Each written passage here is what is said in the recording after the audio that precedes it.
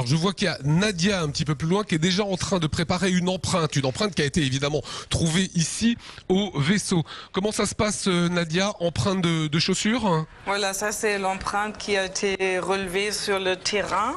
Donc maintenant je verse le ciment et je vais mélanger avec l'eau.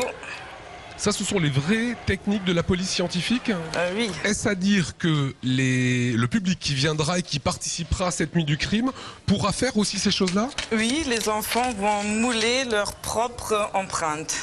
Ils pourront même l'emmener ensuite à la maison.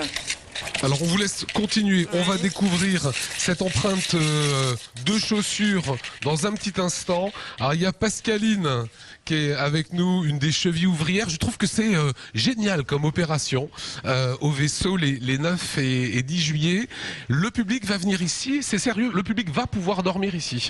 Alors oui, c'est vraiment le concept de cette soirée, c'est qu'en plus de mener l'enquête, ils viendront avec leur sac de couchage, leur matelas, leur pyjama, leur brosse à dents, enfin tout ce qu'ils voudront pour pouvoir passer aussi la nuit ici et faire de beaux rêves, plein d'aventures après toutes ces tribulations. Alors les gens arrivent, à partir du moment où ils sont là, comment vont-ils rentrer dans cette enquête? On les accueille à 18h et la soirée va commencer à 18h30 par un pot d'accueil.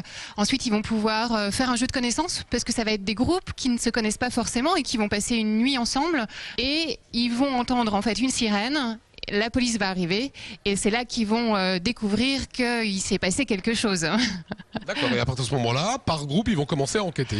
Alors là, ils vont pouvoir, il y aura une petite scénette de 10 minutes, une reconstitution de la scène de crime, où ils vont pouvoir découvrir finalement ce qui s'est passé, le scénario qui a été totalement élaboré par les animateurs du vaisseau.